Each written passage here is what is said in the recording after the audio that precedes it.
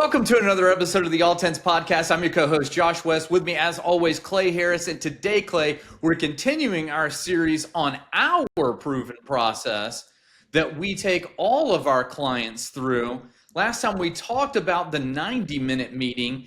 And after that, when everyone's excited and they're ready to go and get in for their first session, it's the focus day.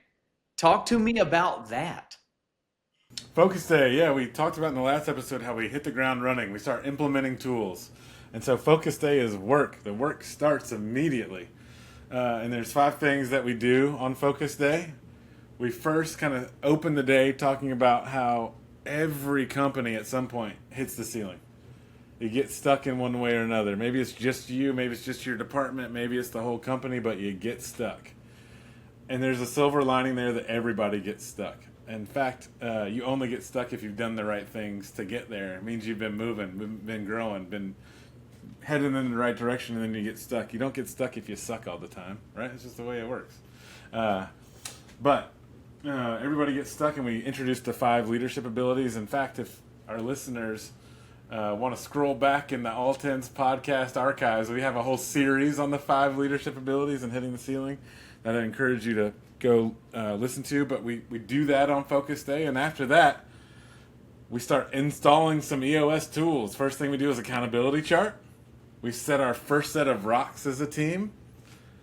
We start learning in depth the L10 meeting, and then we develop a scorecard for the leadership team. So accountability chart, rocks, meeting pulse, and scorecard, and we leave that day ready to go start building muscle. And it's pretty fun, pretty invigorating day. What's your experience with the Focus Day, Josh? You know, I'll share this came out of one of our QCEs, so not one of my clients, but another implementer's client characterized the Focus Day as putting a saddle on a wild horse.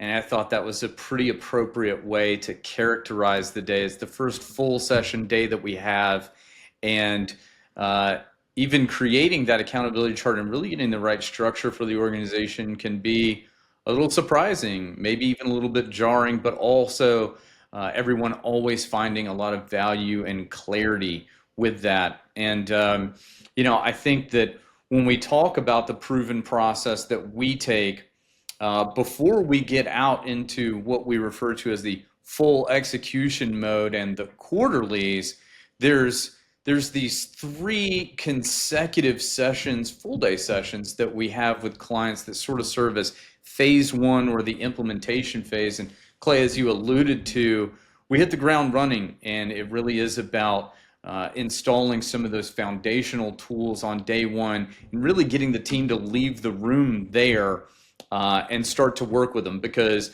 the first level 10 meeting you run is not going to be the best meeting you've ever run in your life. The first version of your scorecard is not set in stone. It is not going to stay that way forever. There's going to be some measurables that you're just not getting the utility out of. As you work through some issues, some other ones will come on. You'll say, oh, I really would like to start to keep tabs on that and take a look at that. And so it's imperative, though, that if you're ever going to get to where it's really dialed in, well, you got to start. And that's why we really hit the ground running on that first day. And then after the fact, about 30 days later, we've got some check-in calls. We're really, really staying in touch with our clients at that point. And then we move into that first vision building day that people oftentimes think is the first thing that they're going to do. And let's talk to the listeners a little bit about how vision building days 1 and 2 go. Well, the vision building day 1 starts with, like normally the first half of the day, all we're doing is making sure we're using those tools from Focus Day correctly. They're so important. They're foundational even. So important to get them right as a leadership team, to make sure your accountability chart is right, to make sure your rocks are on track, to make sure your meeting pulse is working, to make sure your scorecard is helping drive issues and help make the business better. They're so important that we spend half of the day on vision building day 1, tweaking, checking, making sure it's all working, right? And then after that, we go start answering the questions on the VTO. So Normally on vision building day one, we're getting the first three questions answered, right? What are your core values? What's your core focus? And what's your core target? And we have episodes on each of those. But if you want more in-depth information, those are like the big zoomed out questions on the VTO. Who are you? What do you do? And where are you headed, right? Core values, core focus, core target. And so at the end of Vision Building Day 1, we've kind of dipped our toe into the VTO, into the Vision Traction Organizer. But we've done some things. We've worked with these foundational tools for 30 days. And we've started to answer from the most zoomed out perspective who we are, what we do, and where we're going. And that's pretty cool. And we've only been doing this for 30 days. We had 2 sessions over 30 or so days. But my experience has been like after that, people are like, they're like, want it. They're like, this is making sense for the first time sometimes. For the first time, they're feeling like they have real clarity, not just about where they think why they're in business and who they want to be in the world, but also like some ways to like actually make the rubber meet the road in a way that feels good. Man, I love VB1.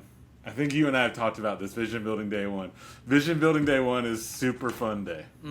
It is a really good one. I love it.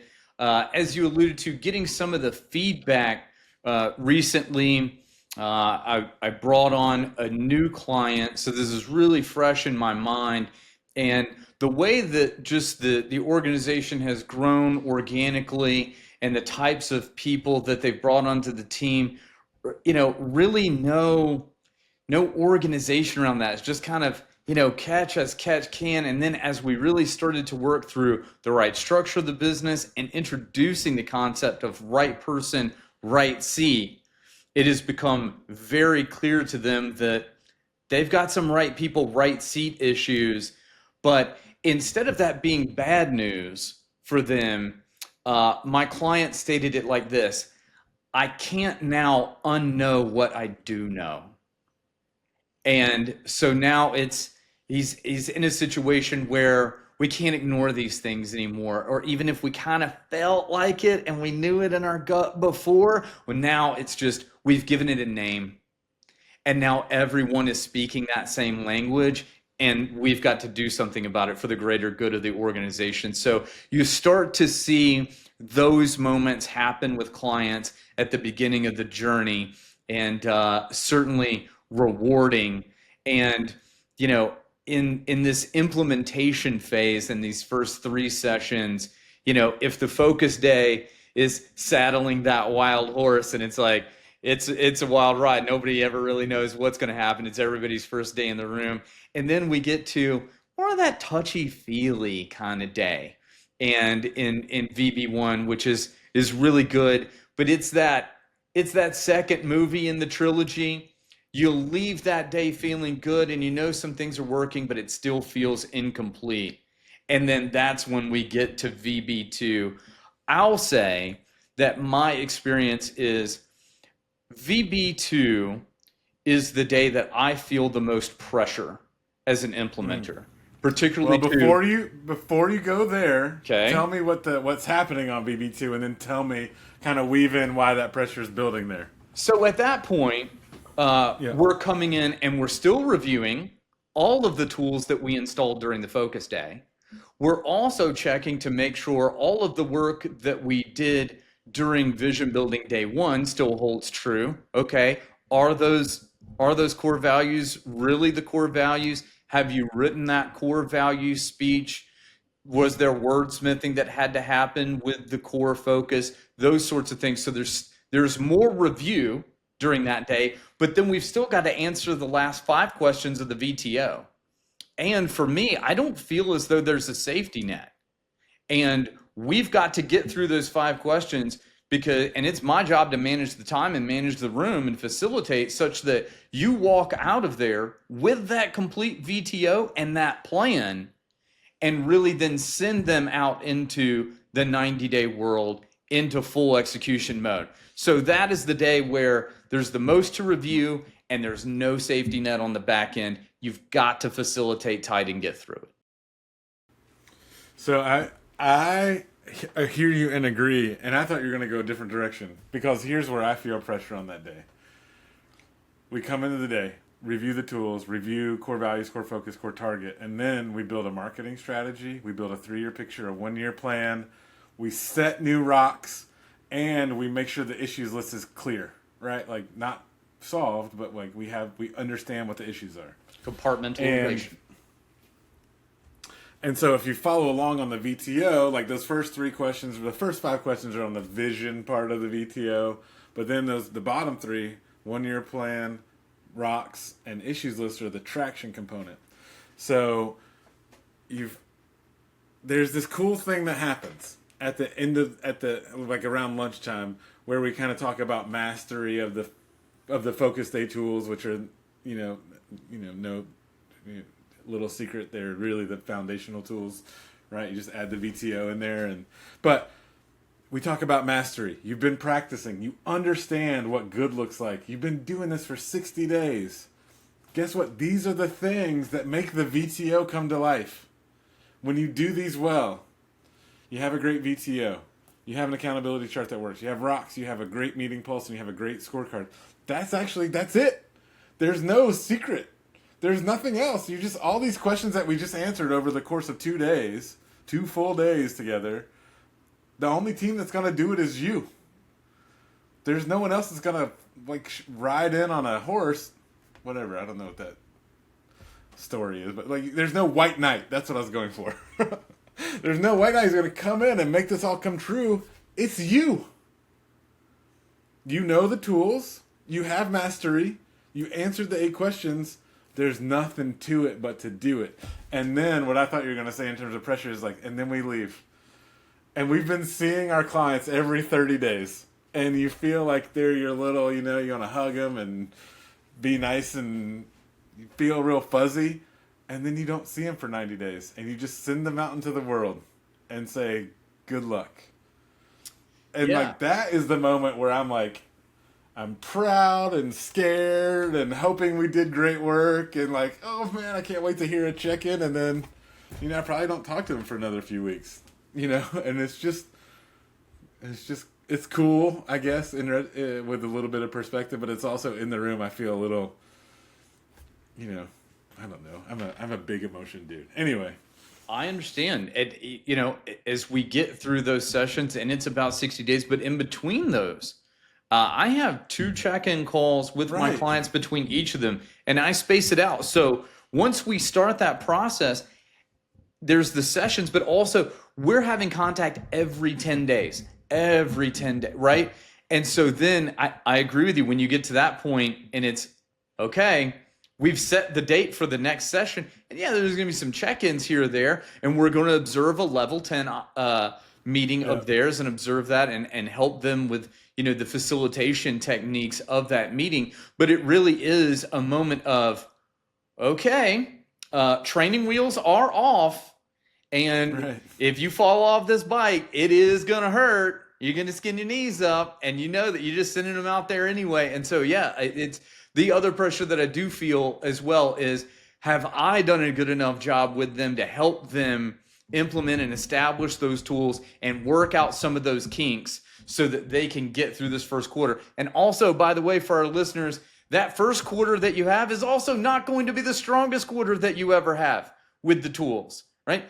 Please believe that it does continue to get better as you go along.